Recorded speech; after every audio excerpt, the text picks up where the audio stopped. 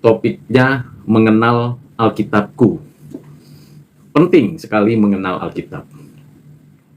Seringkali kita berbicara tentang kekristenan, entah dalam tataran liturgi, ritual, atau juga dalam tataran dogma, doktrin, atau dalam tataran praktis kehidupan sehari-hari. Apa yang menjadi rujukan saya dan saudara mengerti kekristenan? Menjadi sesuatu yang perlu untuk didiskusikan. Mengapa? Mengapa tidak membahas politik, sosial, ekonomi, budaya, adat, bahkan bisnis? Saudara dan saya mesti ketahui bahwa segala hal yang kita bicarakan tentang aspek-aspek kehidupan kita, di dalamnya pasti perlu keyakinan. Keyakinan untuk berhasil, keyakinan untuk bisa melakukannya.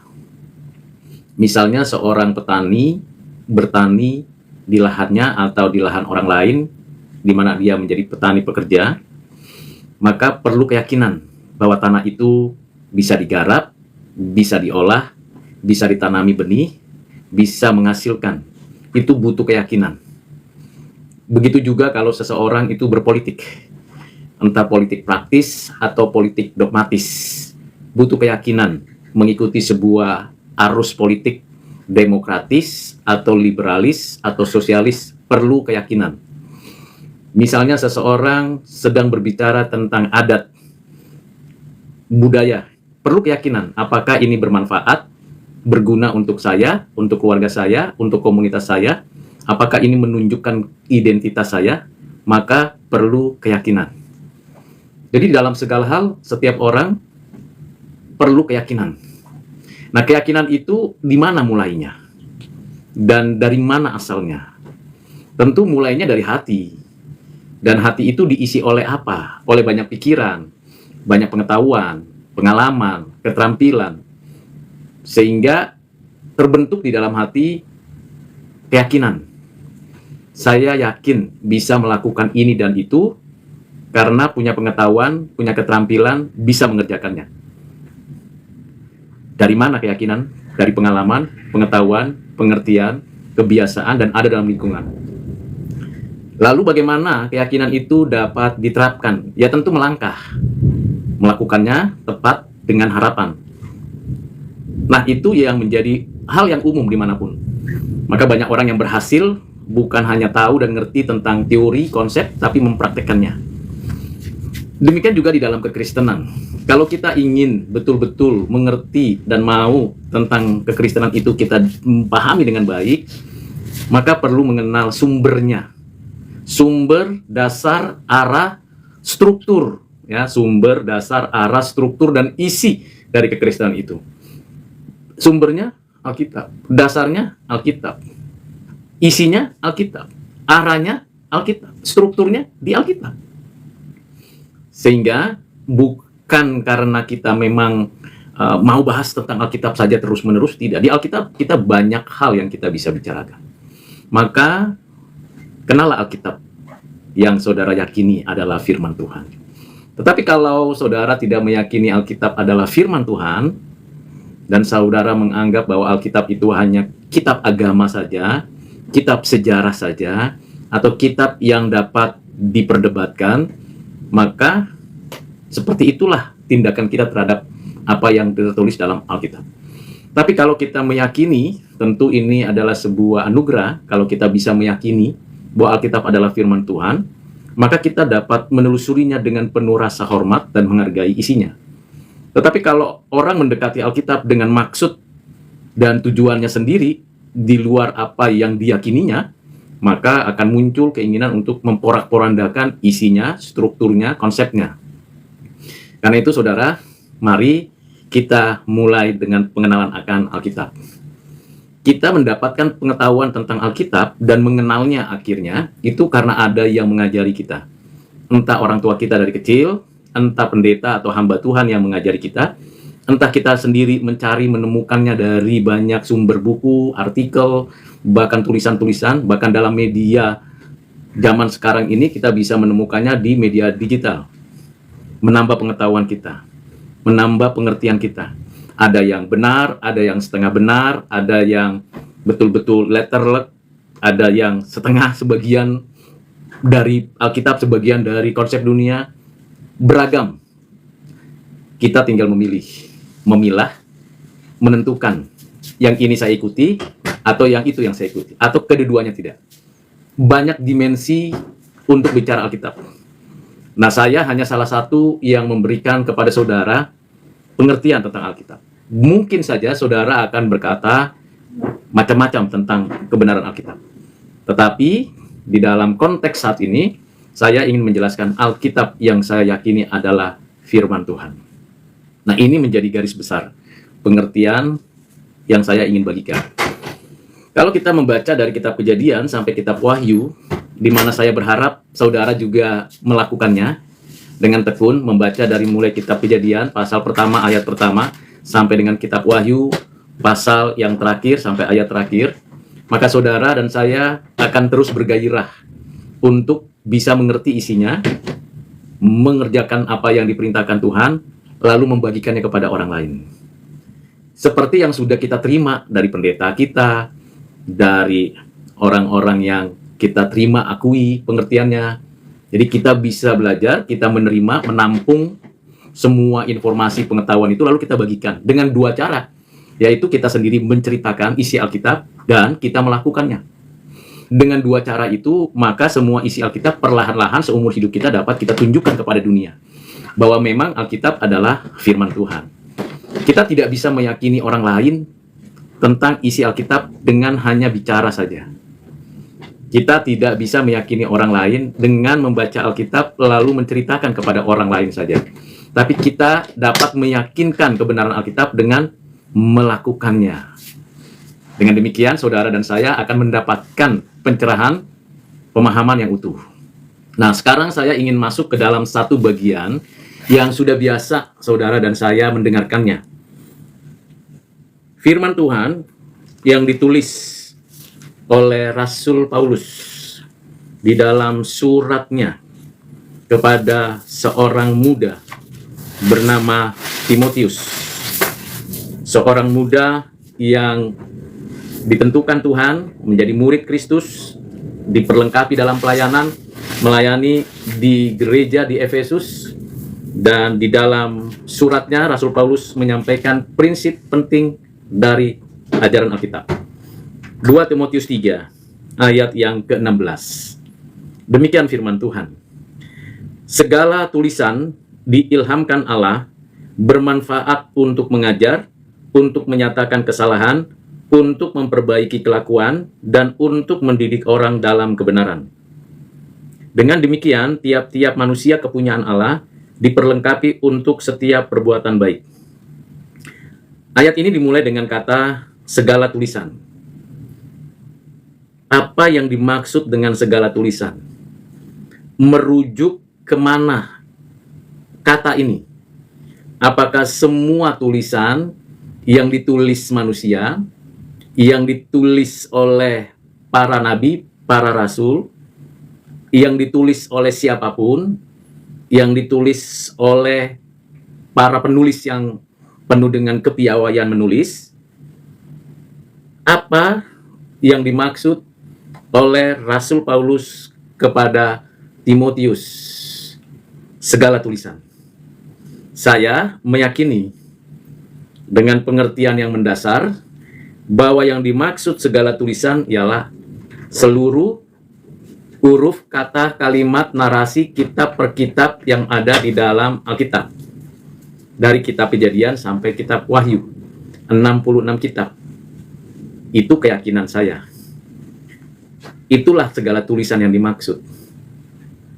Di sana diajarkan oleh Tuhan melalui firman-Nya itu pengenalan akan Allah yang benar, mengenal diri sebagai manusia dan sesama, mengetahui semua ciptaan Tuhan yang dapat dijangkau, dimengerti oleh manusia.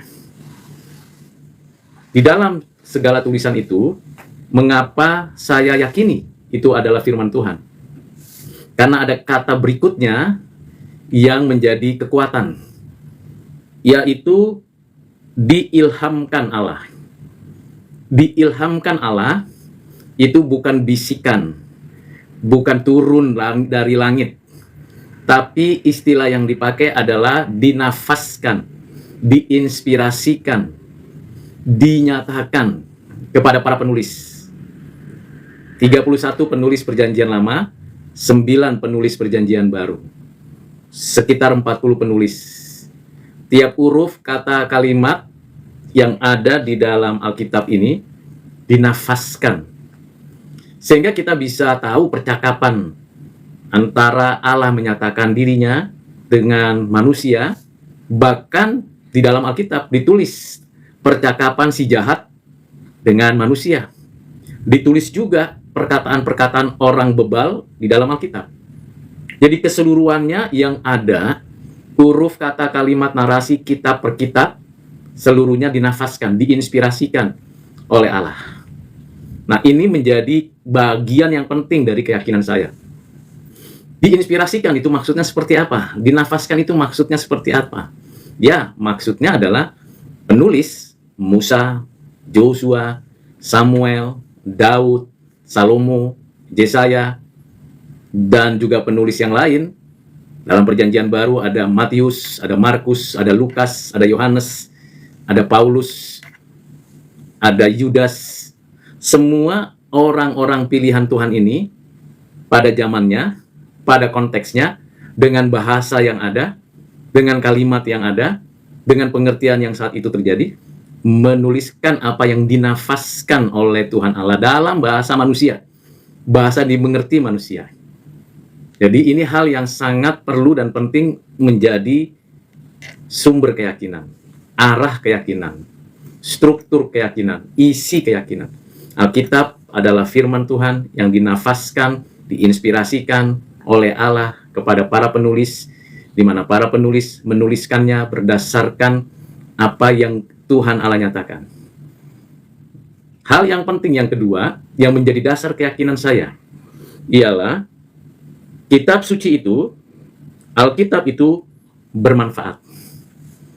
Hal yang kedua meyakinkan saya ketika saya baca kitab Kejadian sampai kitab Wahyu, bukan lompat per pasal, bukan lompat per kitab, tapi secara berurutan, teratur dibaca tiap hari, dimengerti dengan perlahan.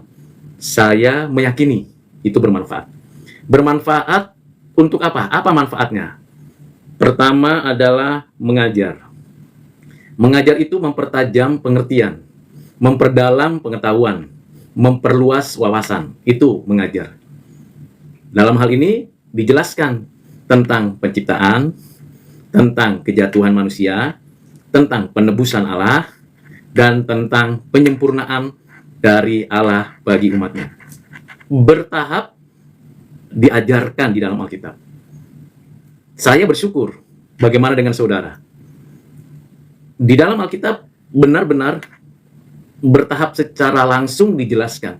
Oh, langit, bumi, dan segala isinya itu ciptaan. Manusia ciptaan. Semua yang ada itu ciptaan bagi kemuliaan Allah. Semua diciptakan dengan baik, dengan teratur, dan semua yang diciptakan itu indah. Dengan demikian, pengajaran itu bermanfaat.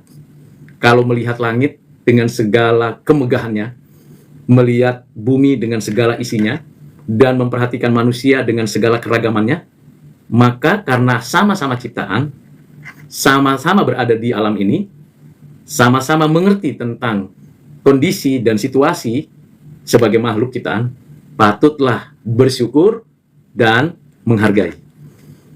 Bersyukur karena memang kita bagian dari ciptaan itu. Bersyukur karena kita bisa menikmati karya Allah itu. Dengan hukum alamnya, dengan sistem dalam tubuh kita, dengan segala hasil bumi, kita bersyukur. Sekaligus saat yang sama, kita bisa membangun relasi, sehingga kita mendapatkan manfaat untuk bisa berinteraksi, berkomunitas, saling mempertajam, saling bergandengan tangan, menjalankan hidup di bumi ini. Sehingga tidak ada lagi sikap melecehkan, merendahkan, meremehkan manusia, sekalipun berbeda, karena ada keragaman. Pengajaran ini banyak sekali. Tetapi di pihak lain ada pengajaran kedua di dalam Alkitab, bahwa manusia sudah jatuh dalam dosa. dengan sengaja berbuat dosa kepada Tuhan, dengan sengaja melawan Tuhan. Sudah diberi peringatan, sudah diberikan pengaturan, tapi manusia sengaja melawan Tuhan, mau menjadi seperti Tuhan, mau menentukan sendiri mana itu baik, mana itu benar, mau melakukan segala sesuatunya untuk kepentingan diri. Kejatuhan mulai dari hati yang memberontak kepada Tuhan. Itu diajarkan di dalam Alkitab. Di Alkitab dijelaskan juga bagaimana Tuhan menyatakan kasih-Nya. Lalu Ia memberikan sebuah berita Injil pertama di dalam Kejadian pasal 3 ayat 15, bahwa kita akan diperdamaikan kembali dengan Tuhan dengan cara Sang penebus itu meremukkan kepala ular dan kita dibawa kembali kepadanya. Ini yang disebut dengan awal berita baik. Tentu perjalanan panjang. Setelah dihukum, diusir dari Taman Eden, Adam dan Hawa bertambah banyak keturunannya, termasuk saudara dan saya, dan kita menyadari bahwa benar apa yang sudah dijanjikan Tuhan kepada Adam dinyatakannya perlahan-lahan, secara bertahap, melalui hamba-hambanya, sampai finalitasnya kedatangan anaknya yang tunggal, Yesus Kristus. Inkarnasi, menjadi manusia. Ditambahkan natur kemanusiaan pada anaknya. Dan Ia melayani, menderita, mati di atas kayu salib, kemudian bangkit dari kematian, menyatakan kemenangan atas maut, naik ke surga, duduk di sebelah kanan Allah Bapa, dan akan datang kembali. Semua cerita itu, semua kisah historis itu sudah dinubuatkan dari mulai Taman Eden. Sudah dinyatakan perlahan oleh hamba-hamba Tuhan, para nabi. Dan digenapkan di dalam anaknya yang benar-benar menerapkan semua rancangan penebusan itu. Pengajaran ini hanya ada dalam Alkitab. Karena Alkitab ada dan hadir di dalam sejarah. Dia bukan di luar sejarah, atau dia berada di dalam imajinasi. Ada dalam sejarah, berbicara di dalam sejarah, menjelaskannya di dalam sejarah. Sehingga dengan mudah kita menelusuri fakta historis, fakta arkeologis, fakta literatur, dan fakta-fakta yang lain yang mensupport kebenaran kisah itu. Mengapa begitu jelas sekali benang merahnya? Karena tiap huruf, tiap kata, tiap kalimat, tiap narasi, tiap pasal, tiap kitab, dari Kejadian sampai Wahyu, dinafaskan oleh Allah yang sama, yang satu itu. Ini menjadi kekuatan pengajaran itu. Tidak berhenti di penebusan, tapi kesempurnaan yang kita akan terima, yaitu orang-orang pilihannya di langit dan bumi yang baru. Di dalam kitab Kejadian, sekitar 1450 sebelum Masehi ditulis oleh Musa. Di dalam kitab Wahyu, sekitar tahun 90 Masehi ditulis oleh Rasul Yohanes. Kedua hamba Tuhan ini menulis awal dan akhir. Dan yang menarik, kalau di dalam perjanjian lama kitab Kejadian bicara penciptaan, di dalam perjanjian baru kitab Wahyu menjelaskan tentang ciptaan yang baru, langit dan bumi yang baru. Pada mulanya Allah menciptakan langit dan bumi. Di dalam Wahyu pasal yang 21-22 berbicara tentang langit dan bumi yang baru. Ini berarti awal dari hidup kekal selamanya. Begitu teratur, begitu berkesinambungan. Di antara Kejadian sampai dengan Wahyu, kita bisa belajar banyak hal tentang semua ciptaan Tuhan, tentang kemanusiaan kita yang berdosa ini, tentang penebusan Allah di dalam Kristus, tentang kebaikan-kebaikannya, dan penantian gerejanya menjelang akhir zaman. Semua ditulis, semua terang benderang. Diterjemahkan dalam bahasa masing-masing.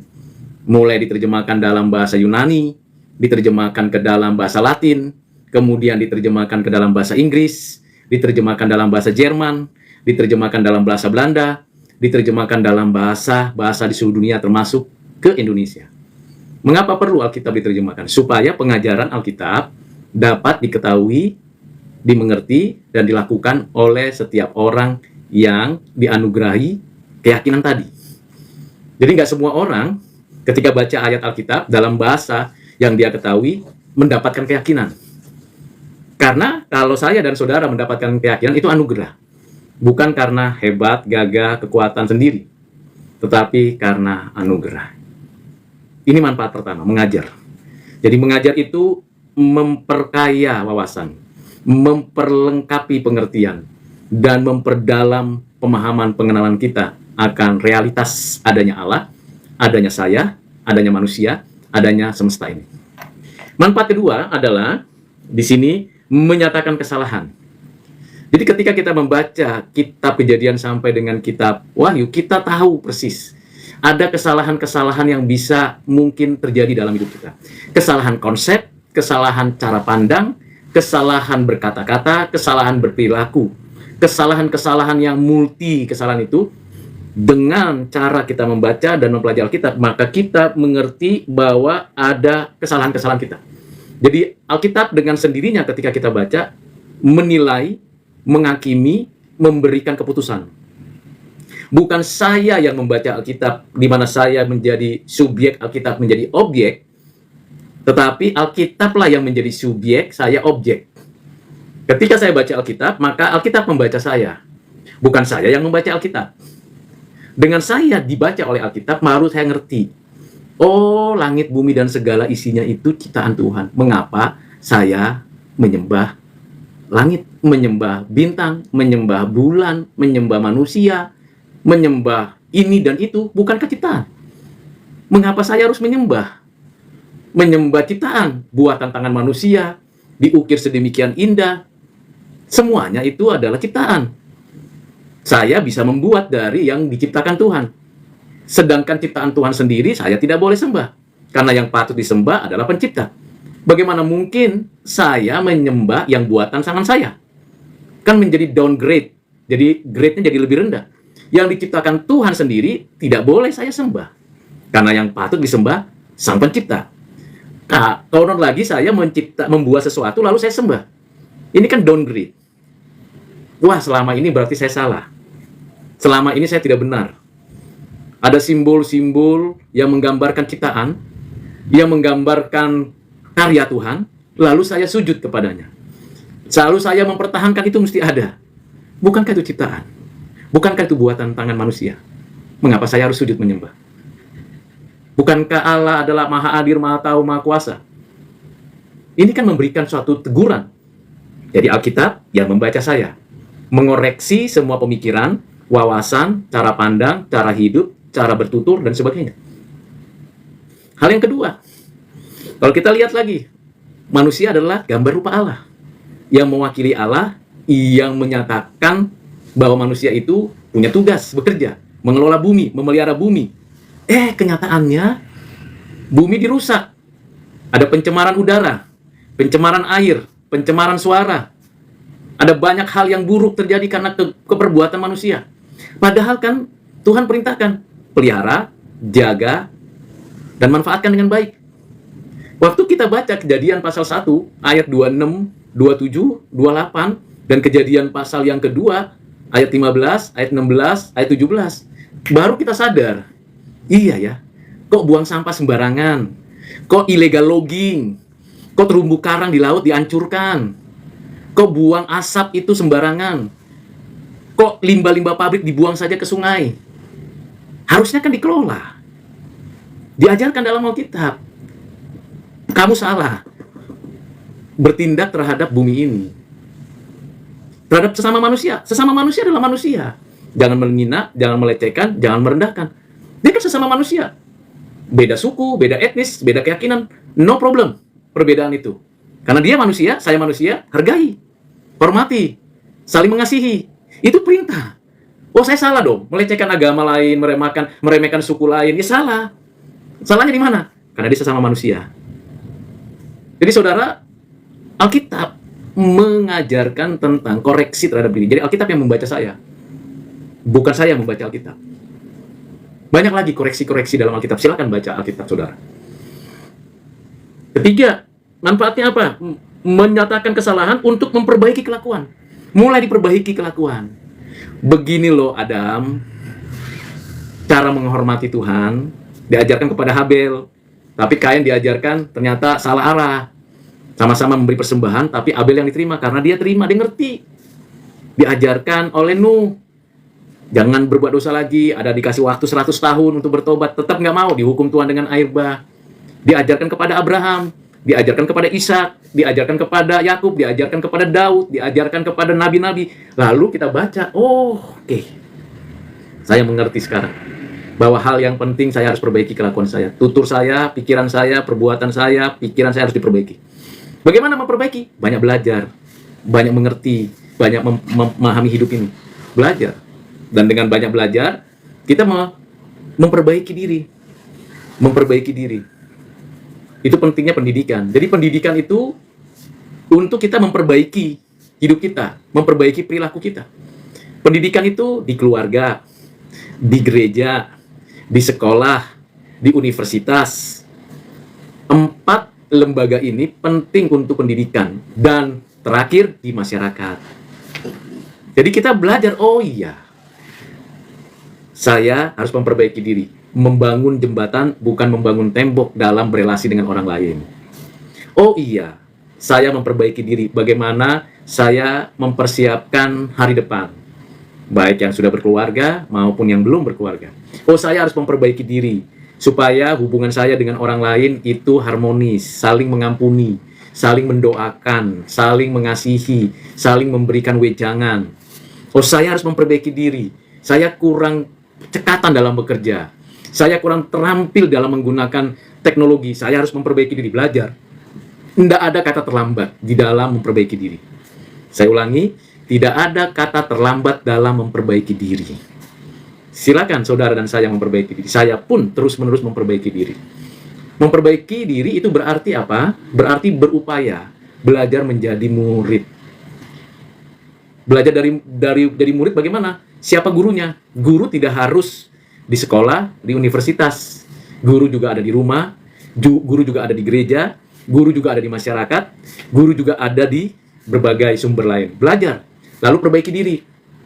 Oh, cara menulis yang baik itu mulai dengan seperti ini. Cara menggunakan bahasa Indonesia yang baik dan benar seperti ini. Belajar. Lalu memperbaiki diri. Dengan memperbaiki diri, maka terbentuklah peradaban yang berkualitas. Oh, sama sesama orang bagaimana nih? Bagaimana sikap kita kalau ada permusuhan, ada kebencian? Ya kita memperbaiki diri. Lalu kita datang memberikan damai, mengampuni, memberikan keterbukaan, rela menderita, rela menyangkal diri, rela memikul salib. Itu tidak mudah memang, tapi perlu memperbaiki diri. Perlu bijak juga, jangan sembrono. Sembrono dalam segala hal, perlu memperbaiki diri. Nah begitu saudara, saya dalam proses untuk memperbaiki diri. Dari mana saya bisa tahu arahnya kemana, strukturnya bagaimana, isinya? Baca Alkitab. Baca Alkitab. Yang keempat adalah mendidik orang dalam kebenaran. Jadi kalau yang pertama itu berbicara tentang saya mendapatkan, karena diajar. Yang kedua adalah saya mengevaluasi hidup saya. Yang ketiga adalah saya memperbaiki. Baru yang keempat mulai saya mengajar. Saya mengajar. Mengajar orang untuk orang itu hidup dalam kebenaran. Mulai mendidik orang dalam kebenaran. Mendidik orang dalam kebenaran tidak hanya kata-kata saja, tapi dengan perbuatan. Kata-kata dan perbuatan. Tidak perbuatan saja dan tidak kata-kata saja, tapi kata-kata dan perbuatan. Bukankah begitu Tuhan menciptakan langit dan bumi? Berfirmanlah Allah, jadilah. Dan ketika menciptakan kita, Tuhan memberikan nafas hidup setelah dibentuk oleh tangannya. Ada tindakan karya Allah dengan kata-kata dan perbuatan. Sama seperti saudara dan saya. Mesti ada yang namanya keselarasan antara apa yang dikatakan dengan apa yang diperbuat. Itu sebabnya Yakobus memberi penekanan, kalau engkau memang orang beriman, tunjukkan dengan perbuatan. Tetapi kalau perbuatanmu di luar iman, maka perbuatanmu menjadi sia-sia. Jadi mesti ada iman, ada perbuatan. Ada kata-kata, ada perbuatan. Itu yang memberikan didikan.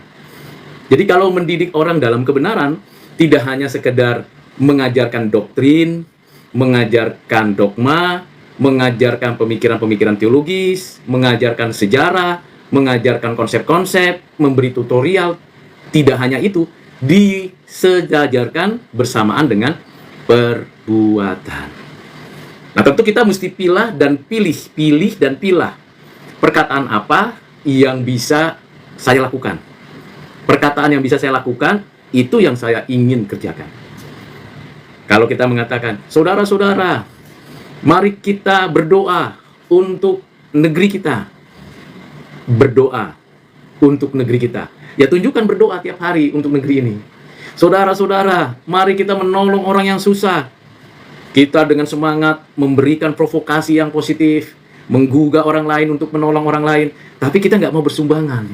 Tidak mau ambil itu uang kita untuk bantu orang.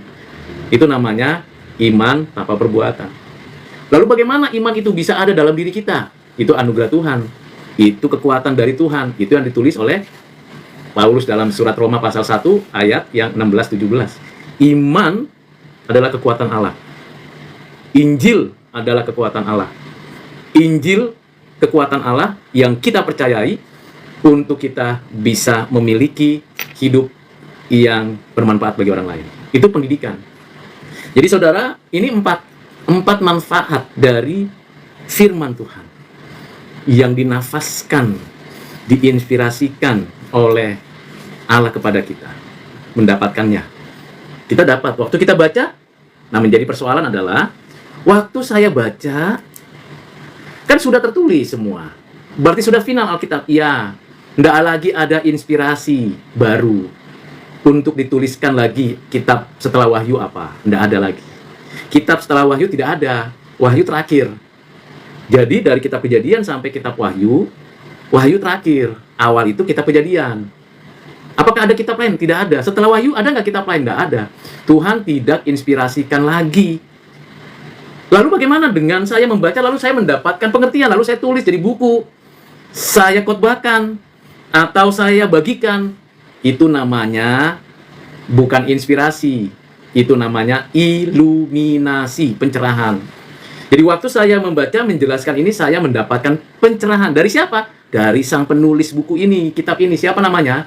Allah sendiri. Yang menuliskannya, firman itu memang Musa sampai Rasul Yohanes. Tapi penulisnya adalah Allah sendiri. Yang memberi inspirasi, memberikan pengilhaman untuk kita. Sudah lengkap, sudah final, nggak ditambah lagi, cukup, di situ saja. Lalu kita baca, waktu kita baca, satu huruf, satu kata, satu kalimat, satu narasi, satu pasal, saya dapatkan pengertian. Nah, itu namanya iluminasi, pencerahan. Saya dapat pencerahan. Pikiran saya dicerahkan. Hati saya dibakar untuk mengerti. Itu Roh Kudus. Setelah dapat pencerahan dan mengerti kedalamannya, lalu saya lakukan. Itu berarti buah dari pencerahan yang dikerjakan Roh Kudus, Roh yang sama. Jadi saudara yang kekasih di dalam Kristus, sekali lagi hal-hal seperti ini perlu untuk kita mengerti tentang mengenal Alkitab kita. Lalu kalau ada orang yang menyanggah isinya, terus kemudian narasinya, kita tidak boleh cepat-cepat langsung bilang, wah ini seperti, kita dengar aja. Kita dengar dia menyanggahnya kenapa, alasannya kenapa. Begitu kita dengar, kita tahu, pertama, orang itu bukan orang Kristen, pasti dia menyanggah. Simple saja. Yang kedua, kenapa mereka tidak mengerti? Orang itu bisa jadi belum dilahirbarukan oleh Roh Kudus. Yang ketiga, mengapa dia bisa menyanggah? Karena orang itu bukan orang yang tekun baca Alkitab dari Kejadian sampai Wahyu. Jadi comot ayat. Yang keempat, kenapa disangka, oh orang itu pinter jelaskan ini dan itu, tapi tidak pernah lakukan firman itu. Jadi pantas dia menyanggah. Pantas dia bertanya ini dan itu, seolah-olah kontradiksi, padahal dalam Alkitab itu ada kontinuitas, ada paradoksi, ada paralelisme, ada pengertian-pengertian, konteks, teks, dan kedalamannya. Jadi dengan demikian saudara, kita bersyukur kalau saudara dan saya mau baca Alkitab dan meyakininya.